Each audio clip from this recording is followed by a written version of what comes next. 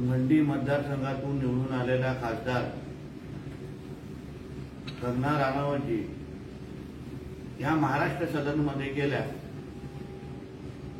आणि तिथे त्यांनी राहण्यासाठी रूमची विचारपूस केली. त्याचबरोबर मुख्यमंत्री जिथे राहतात त्या रूमची पण तिने विचारपूस केली. तिथून त्यांना नाही सांगितल्यात आलं आणि ते सगळ्या विचारपूस करून आपल्या लोकांना विचारून त्या तिथून निघून गेल्या. महत्वाचं म्हणजे त्या प्रशासनाने किंवा त्या महाराष्ट्र सदनच्या लोकांनी त्यांना नाही सांगितलं आणि त्या निघून गेल्या. आता त्या ह्या गोष्टीवर मिरच्या लागलेल्या संजय राजाराम राऊतनी कालपासून ट्विट केलं. आज सकाळी पत्रकार परिषदेमध्ये उगाच वायफळ बडबडत करत होते की हा अशा कसा करू शकतात, मग त्यांना कुठे रूम मिळू शकते, मग त्याने अहो त्या निवडून गेलेल्या खासदार आहेत, तुमच्यासारख्या बॅकडोर एंट्रीवाले खासदार नाही आहेत. आणि अगर हा मुद्दा तुम्ही काढतच असाल तर मग उद्धव ठाकरे जेव्हा मुख्यमंत्री होते तेव्हा वर्षा बंगल्यावर मुख्यमंत्र्यांच्या शासकीय कार्यालयावर सचिन वाजे हा किती दिवस राहायचा, त्याच्या बॅगा घेऊन राहायला यायचा का, त्याला कुठली खोली त्याच्यासाठी देऊन ठेवलेली. मग एक निवडून गेलेल्या खासदार ज्या लोकांमध्ये निवडून जातात त्यांनी आल्या, फेरफटका मारला, विचारपूस केली, त्यांना नाही सांगितलं, त्या निघून गेल्या. पण सचिन वाजे ज्या मुख्यमंत्रीच्या निवासस्थानी जे आठवडा येऊन राहायचे, बॅगा भरून यायचे, त्याचं उत्तर तुम्ही कधी देणार. त्याच्याही पुढे जाऊन थोडी माहिती देतो. आता तुम्ही तो विषय छेडलाय म्हणून हे महाशय ज्या खासदार निवासस्थानी किंवा बंगल्यामध्ये राहतात दिल्लीमध्ये, तिथे कुठली बॉलिवूडची कलाकार किती दिवस येऊन राहिली ह्याची अगर थोडी माहिती आम्ही बाहेर द्यायची का. जे उडत कानावर आलेलं आहे. म्हणून संजय राजाराम राऊतनी समजून घ्यावं की हमाम में सब नंगे है, उगाच वायफळ बडबड करू नका. मग कोणाच्या बंगल्यावर कुठली बॉलिवूड नटी येऊन राहायची ह्याची पण माहिती मग बाहेर आम्हाला काढायला लागेल. दुसरं म्हणजे पुण्यामध्ये जे काही ड्रग्सचं प्रकरण उघडं आले, म्हणजे जे काही त्यांना एक्सपोज झालाय त्यावर मग उडता नाशिक, उडता पुणा आणि मग देवेंद्र फडणवीसजी ह्याला कसे जबाबदार आहेत, पालकमंत्री कसे जबाबदार आहेत. गेल्या 5 वर्षामध्ये किती कोण पोलीस कमिशनर होतं. पण कदाचित गजनी झालेल्या या संजय राजाराम राऊतना हे माहीत नाही की गेल्या 5 वर्षामध्ये 2.5 वर्ष हे महाविकास आघाडीची सत्ता होती. तुमचे मालक उद्धव ठाकरे राज्याचे मुख्यमंत्री होते. मग त्या 2.5 वर्षा कालावधीमध्ये या ड्रग्ज थांबवण्याच्या दृष्टिकोनातून आपण लोकांनी काय काय केलं. थांबवू शकलात, प्रयत्न केले. अहो तुमचे गृहमंत्री अनिल देशमुखजी तर वसुलीच्या चार्जमध्ये त्याला जेलमध्ये जायला लागलं. आणि उडता पंजाब आणि उडता नाशिक बोलण्या अगोदर पहिला उडता मातोश्रीबद्दल विचार करा. तुमच्या मालकाचा मुलगा हा या ड्रग्ज लोकांबरोबर कुठे कुठे असतो, त्याचे परिणाम सुशांत सिंग राजपूत, दिशा सालियनमध्ये कसे येतात. कोण कोणाला रिझवी कॉलेजच्या बांद्राच्या रिझवी कॉलेजच्या मागच्या बंगल्यामध्ये कशासाठी भेटतात हे कधीतरी तुमच्या मालकाच्या मुलाला विचारा. त्याची थेरं थांबवा आणि मग उडता पुणा आणि उडता नाशिक बद्दल बोला. पहिलं ड्रग्ज आणि हे बाकीचे अंमली पदार्थ जे धागेदोरे शोधायचे असतील ना, तर पहिलं पाऊल हे मातोश्रीवरून टाका, 3ऱ्या माळ्यावरून. तिथून खूप काही धागेदोरे कळतील आणि मग तिथून तुम्हाला कळेल ते कुंपणच शेत खात आहे. आणि मग त्यानंतर ड्रग्जवर बोलण्याची हिंमत संजय राजाराम राऊत कधीच करणार नाही, एवढं विश्वासाने सांगतो.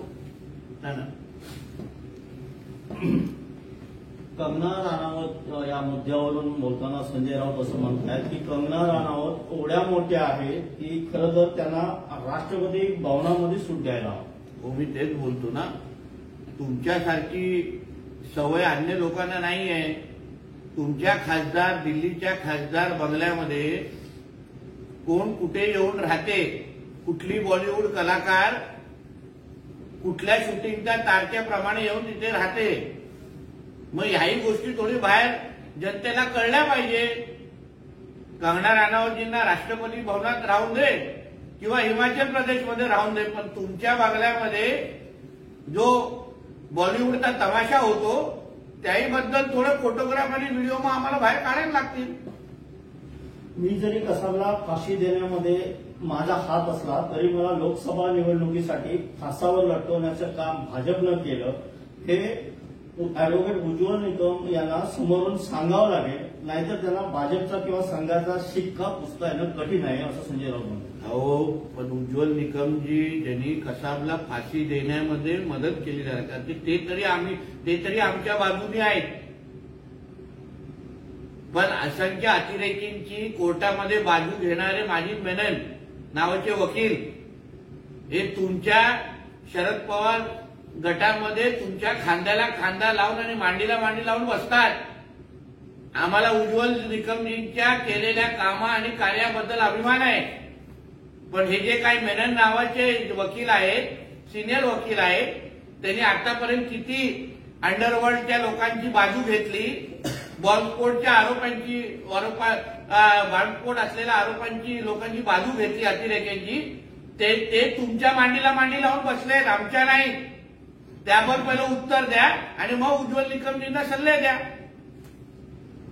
पुणे आणि नाशिक ही दोन शहरे ड्रग्सच्या विळख्यात पूर्णपणे सापडली आहे आणि हे ड्रग्स गुजरातवरून येतं हे सिद्ध झालेलं आहे. गुजरात हे ड्रग्सचं सर्वात मोठं केंद्र आहे असं संजय राऊत म्हणतात. गुजरात मोठं केंद्र आहे हे मातोश्री, कलानगर मातोश्री 3रा मजला हा मोठा केंद्र आहे.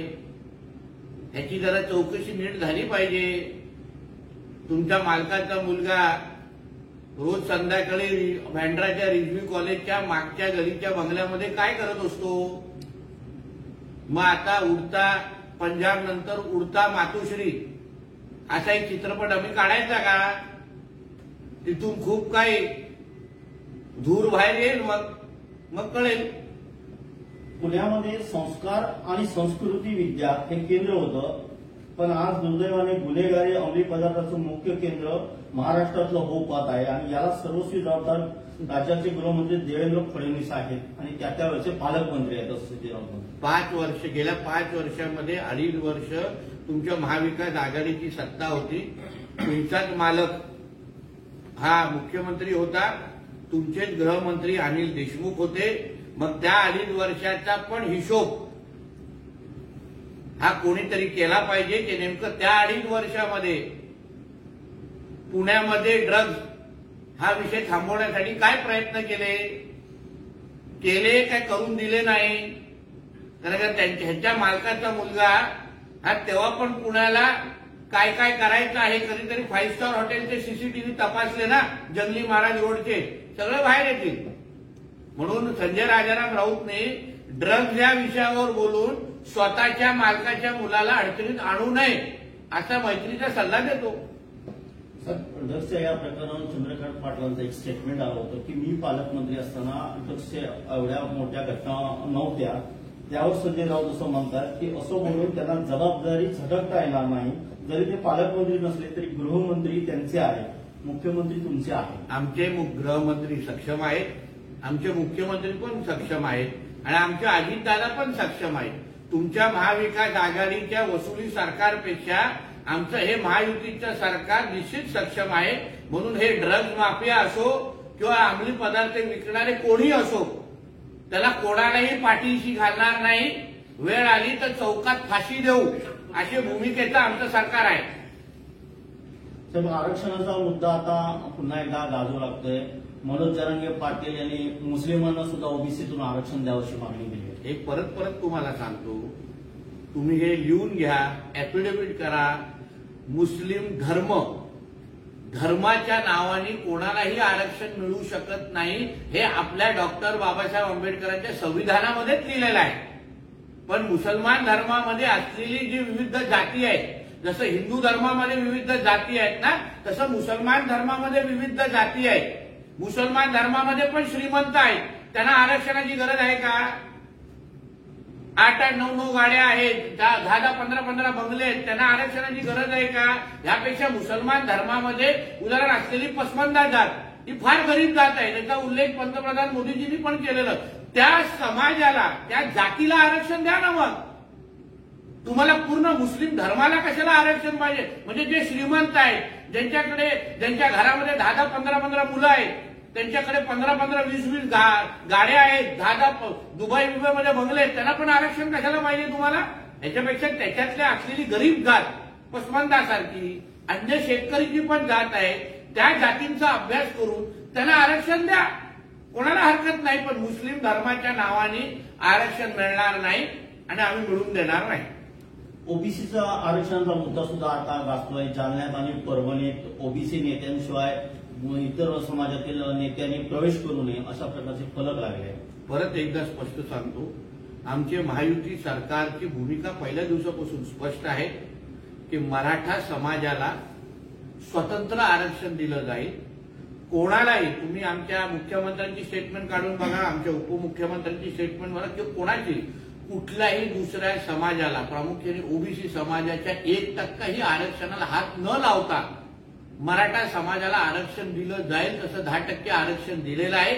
माझ्या स्वतःच्या वडिलांनी मराठा आरक्षण कुठल्याही दुसऱ्या समाजाला हात न लावता आरक्षण देऊन दाखवलेलं आहे राणे समितीच्या अनुसार. म्हणून ओबीसी समाजाला काही घाबरण्याची गरज नाही. तुमच्या आरक्षणाला संरक्षण देणारं सरकार आहे आणि मराठा सर्व समाजाच्या हक्काचं आरक्षण देणारं हे सरकार आहे, एवढं निश्चिंत राहा. जातीपातीचं हे राजकारण फार कठीण आहे आणि भयंकर आहे असं राज ठाकरे म्हणतात की ते शाळेमध्ये, कॉलेजमध्ये सुद्धा येणार आहे. जसं मी तुम्हाला नेहमी सांगतो की हिंदू समाजामध्ये हे जे काही फाटाफूट होते ना, ह्याचं नुकसान हिंदूंना, धर्मालाच होणार आहे. एका बाजूने मुसलमान धर्माला आरक्षण मागितलं जात आहे, दुसऱ्या बाजूला हिंदू धर्माच्या जातींमध्ये आरक्षणाची स्पर्धा लागलेली आहे. ह्याच्यामध्ये सुजाण हिंदू समाजाने विचार करावा की नुकसान कोणाचं होत आहे. मागणी मुसलमान धर्माला आरक्षण द्या आणि इथून मराठ्यांना आरक्षण द्या, ओबीसीना आरक्षण द्या, धनगरांना आरक्षण द्या, हे विविध जातीला आरक्षण मागितलं जात आहे. एक पण मुसलमान धर्मामध्ये असलेली जात ही आरक्षण मागत नाहीये. हा विचार हिंदू धर्माच्या सुजाण आणि समजूतदार नागरिकांनी केला पाहिजे. विधान परिषद निवडणुकीत कोणाचे पारडे चढ असतील असं वाटतंय, तर क्रॉस वोटिंग होण्याची शक्यता वाटते. मला असं वाटतं ह्याच्याबद्दलची भूमिका लवकरच स्पष्ट होईल आणि त्यावर चित्र स्पष्ट झाल्यानंतर आपण बोललं पाहिजे.